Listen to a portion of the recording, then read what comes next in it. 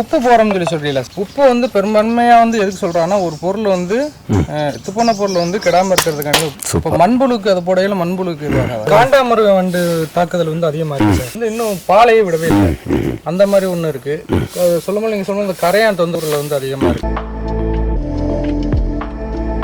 விவசாயிகளை தேடி பசுமை பூமி என்ற கான்செப்ட், பசுமை பூமியினுடைய வீடியோக்களை பார்த்து நம்ம தோட்டத்தை கலாய்வு செய்து இந்த தென்னை மரம் காய்க்காம நிக்குது. ஒரு 1000 காய்க்கு உள்ளதான் வருது. இந்த தென்னை மரத்தை வருஷத்துக்கு 300 காய் காய்ச்சா சந்தோஷமா? ஒரு மரம் 300 மரம் காய்ச்சா 20 ரூபாய் ரேட்டு போட்டாலே 300 × 20 6000 ரூபாய் வருமானம் கொடுத்தா 1000 மரத்துக்கு 6000 × 1000 60 லட்சம் ரூபாய் வருமானத்தை பெறலாம். அப்ப தொழில மட்டும்தான் சம்பாதிக்க முடியும் என்ற கருத்தை உடைத்து தென்னை விவசாயம் இன்னைக்கு இருக்கிற கார்பரேட் கம்பெனியிலிருந்து கிடைக்கின்ற வருமானத்துக்கு இணையான வருமானம் கொடுக்கிற பயிர் தான் தென்னை. அதனால தென்னை மரத்துக்கு இன்னும் ஒரு பேர் உண்டு, கார்பரேட் பயிர் தென்னை. நான் சிவசாமி சாருக்கு சொல்றது அவருக்கு சொல்லல, உங்களுக்கு சொல்றேன். தென்னை மரத்தை நம்பி வாழாதீர்கள். தென்னை மரம் மரப்பயிர். தென்னை மரத்துல நிழல்ல குடும்ப பயிர். தென்னையில மிளகு போடலாம்,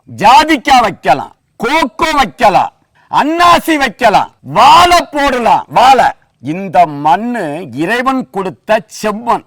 இந்த செம்மண்ணுக்கு தென்னை மரம் கொலை கொலையா காய்க்கும், ஆனா வறட்சியை தாங்காது. ஆனா இனி உள்ள தலைமுறைக்கு தென்னைக்கு உள்ள பாக்கு, மிளகு, ஜாதிக்காய், வாழை ஏன்னா லட்சத்துல கோடியில சம்பாதிக்கலாம். சூரிய ஒளி தரையில படக்கூடாது, மண்ணு ஈரம் காக்கணும். அடுத்து இந்த செம்மண்ல ஒரே ஒரு பிரச்சனையை சொல்லிக்கிட்டு நம்ம உள்ள போறோம். கரையான் பிரச்சனை நிறைய இருக்கும். இந்த மண்ணுக்கு கரையான், டெர்மைட்ஸ், அது நிறைய இருக்கும். அதிக கரையான் இருக்கிறதும் ஒரு விதத்தில் கெடுதல் தான், ஒரு விதத்தில் நல்லதுதான், பொருட்களை மக்க வைக்கும்.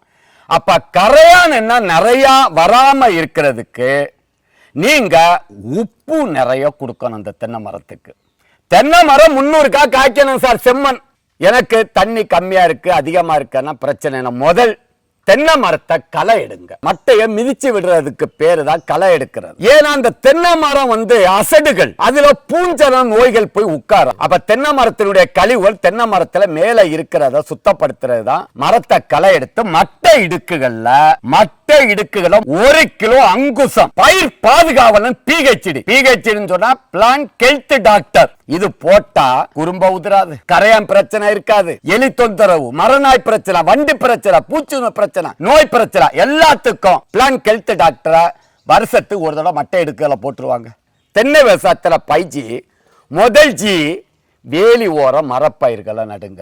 2வது ஜி தென்னை மரத்துல பாக்கு, மிளகு, ஜாதிக்காய், வாழை, அன்னாசி இத மாதிரி போடுங்க.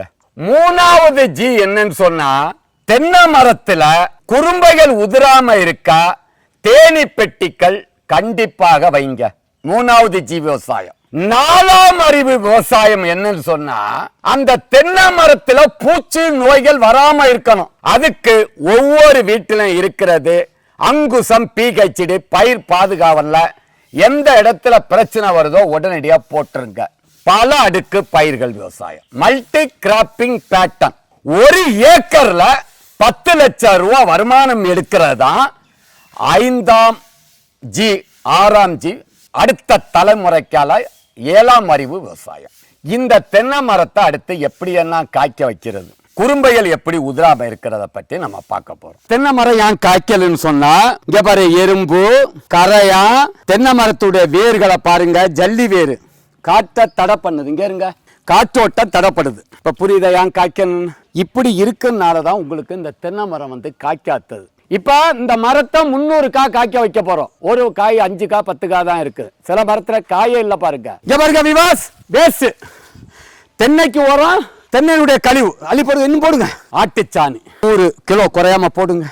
தென்னை மரம் கொலை கொலையா காய்க்கும். அப்ப இங்கிட்டு ஒரு கப்ளிங், அங்கிட்டு ஒன்று 4 வால்வு சொட்டி பைப் எல்லாம் மாத்தணும். இதுல மேல சொன்ன மாதிரி காஞ்ச குப்பைச்சாணி அல்லது ஈரச்சாணி போட்டா நல்லது. காஞ்ச சாணி போட்டா மண்புழுக்கள் வராது. மெதுவான ஈரப்பத்திர உள்ள சாணி தான் போடணும். 6 மாதத்துக்கு ஒருக்கா 1 கிலோ அங்குசம் எண்ணெய் எடுக்காத வேப்பம் புண்ணாக்கு 1 கிலோ. வண்டுகள் வரக்கூடாதுன்னா காண்டாமிருக வண்டு, எண்ணெய் எடுக்காத வேப்பம் புண்ணாக்கு, குறும்ப உதிரக்கூடாது, உள்ளிக்காய் இதெல்லாம் வராம இருக்கிறதுக்கு கொடுக்கறதா நுண்ணூட்ட சத்து. அதுல என்னென்ன இருக்குன்னு சொன்னா சிங்க் சல்பேட், பெண் பூக்களை கூட்டணும். மெக்னீசியம் சல்பேட்டு ஒளி சேர்க்கைக்கு தேவை. மேங்கனீஸ் சல்பேட்டு பருப்படத்து, திக்னஸ், எண்ணெய் கண்டன்ட், மேங்கனீஸ், சல்பர், போராக்ஸ், ஒல்லிக்காய் வராம இருக்கிறது. அதான் எருக்கஞ்செடிகளை வெட்டி போட சொல்றது. நீங்க வருஷத்துக்கு 40-50 கிலோ எருக்கஞ்செடிகள் எடுத்தா வெட்டி போடுங்க. எருக்கஞ்செடி, ஆவாரம் பூ, காட்டாமணக்கு, வேப்பங்கிலத்தலை, என்னென்ன கழிவுகள் கிடைக்குதோ வெட்டி போடுங்க. இப்ப நமக்கு இடைவெளி கரெக்டா இருக்கு, ரகமும் நல்லா இருக்கு. நாட்டு ரகத்துல நல்ல ரகத்துல ஒன்றும் பிரச்சனை இல்லை. தூரும் பெருத்திருக்கு, இடை சிறுத்திருக்கு, அதுவும் கரெக்டா இருக்கு. பிரச்சனை 2 வருஷமா இவங்க தென்னை மரத்தை பாதுகாக்கல, மெயின்டைன் பண்ணல, தண்ணியும் பாய்க்கல, சும்மா காடு மாதிரி போட்டுட்டா. அதனால மரம் மஞ்சள் அடிச்சிருச்சு. அப்ப தென்னை மரம் வருஷம் முழுவதும் காய்க்கணும்னு சொன்னா அப்ப தென்னை மரத்துக்கு வட்டப்பாத்தி, தண்ணி, வேஸ்ட்டுகள், உரங்கள், குப்பைசாணி, பல அடுக்கு பயிர்கள், பாக்கு, ஜாதிக்காய், மிளகு, கோகோ, வாழை இதெல்லாம் போடணும். வேலி உரம், மரப்பயிர்கள். 1 ஏக்கர்ல 10 லட்சம் ரூபா வருமானம் எடுத்துக்கிட்டு இருக்கேன். அப்ப நீங்க என்ன செய்யணும்னா இப்ப இந்த இழந்த இடங்கள்ல தென்னங்கன்று போடுங்க. ஃபர்ஸ்ட் கேப் பில்லிங் 3 அடி நீள அகலம் எடுத்து அதுல தேங்காய் உரிமட்டை இல்லாட்டி இந்த தேங்காய் ஓலைகள் எல்லாம் அடிச்சு உள்ள போட்டு 2 அடிக்கு கீழே தென்னங்கன்று வைங்க. அதுவும் 2 வருடம் வளர்ந்த கண்ணா வைங்க. சின்ன கண்ணா நடாதுங்க. சார் இப்போ நம்ம தேங்காய் அப்படி இருக்குல்ல, இந்த குருத்தோட இப்படி நடணுமா இல்லை குருத்துக்கு இங்கே மண் வரணுமா?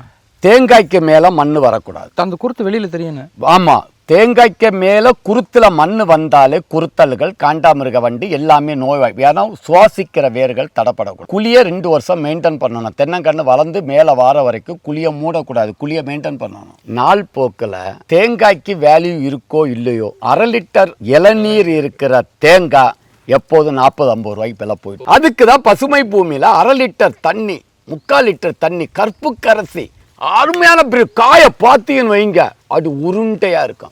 பார்த்தீங்கன்னா அந்த இடத்த விட்டு விலக மாட்டீங்க. 300 காய் காய்க்கும். நட்டா 2 வருஷத்துல காய்ச்சிருமா சார்? 2 to 2.5 வருஷத்துல பாலை வந்து. இப்ப நீங்க வச்சிருக்க கண்டு 2.5 வருஷத்துல பாலை வந்து. பசுமை பூமி விவசாயிகளுடைய லாப நோக்கோட குறைந்த விலையில் தரமான இந்த பூம்பும் பூஸ்டரை தயார் பண்ணி கொடுத்துக்கிட்டு இருக்கோம். இதுதான் இது இருக்கிறது. இதனுடைய செயல்பாடை இப்ப நம்ம பார்க்க போறோம். நான் கையில எடுத்திருக்கிறத பாருங்க, மில்லிக்கிறான். இங்க பாருங்க, இத மெதுவா போடுறோம். இதுதான் வேர் வளர்ச்சியை தூண்டி பயிர்களுக்கு வறட்சி, கோடையில தண்ணி பாய்க்க முடியலையா, பூம்பும் பூச போட்டா வறட்சியை தாங்கும், பூச்சி நோய்க்கு எதிர்ப்பு திறன், காய்கறிகள் டேஸ்டா இருக்கும். ஆல் இன் ஒன், எல்லா பயிர்களுக்கும் மட்டுமே உள்ளடக்கியது. இதை வாழை, ரப்பர், காபி, நெல்லி, தேயிலை, பூச்செடிகள், நிலக்கடலை,